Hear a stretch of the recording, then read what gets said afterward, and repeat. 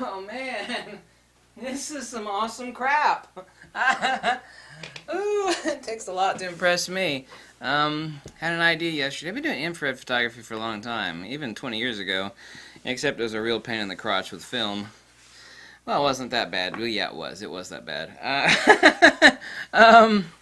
Every video on infrared photography you'll find on YouTube is about some knucklehead, even the most popular one. And I've mentioned ways around getting around that. They'll do is they'll put the camera on their tripod and they'll focus in and they'll screw the infrared filter on, and they'll take a time exposure of 2 seconds. And that's what I've been doing, except I actually circumvented taking the filter off and whatnot. I mean, with a 35mm, 24mm, you're taking landscape shots. You basically stick it at infinity and back it off just like a millimeter and take the shot. And your hyperfocal distance, everything's basically in your depth of field. Oh my god, this is awesome!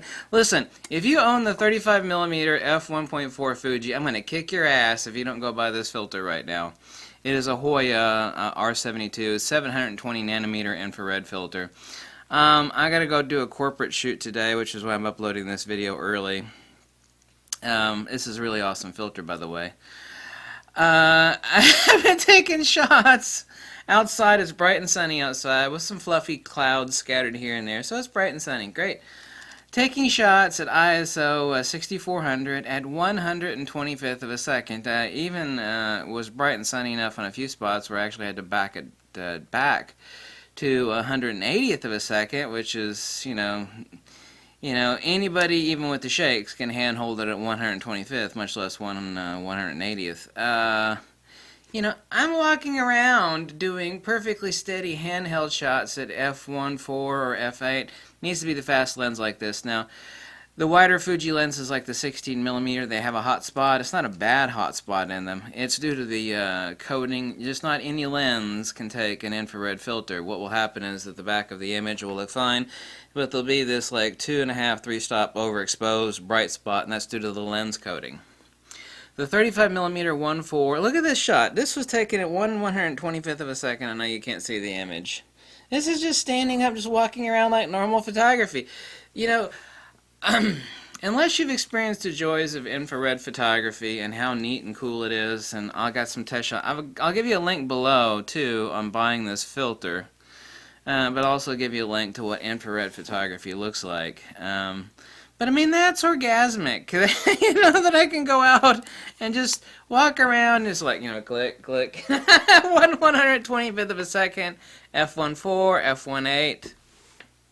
35mm Fuji obviously is basically a 50mm equiv. No big deal. Wow. Needed to be a fast lens too to get those sort of handheld shutter speeds at ISO 6400, which infrared is grainy anyway. It's like, well, ISO 6400. No. In infrared it doesn't matter, because even if you were to take a time exposure at ISO 200, your shots are grainy. It doesn't matter if it's a Nikon or a Fuji. You can use it on a 36 megapixel Nikon D810. Even at ISO 100, the shots are grainy. Okay, it is infrared photography.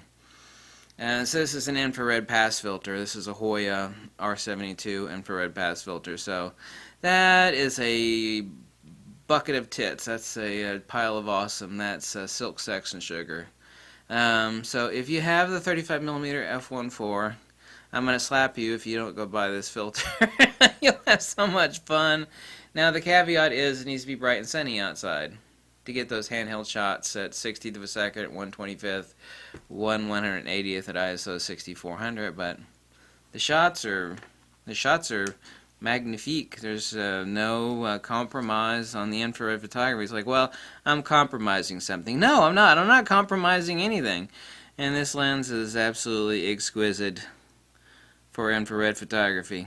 You get those really saturated skies and the clouds stand out, and of course, depending on the type of foliage it is, it's either absorptive or reflective of infrared. So foliage varies. Some things are really bright white in the infrared, and other things are not so bright because they're absorptive of infrared.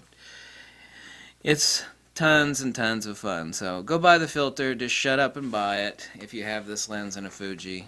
You'll have so much fun. You know, you're not going to change anything. You don't have to do anything other than screw the damn filter on the lens. Go out and have a bucket of fun.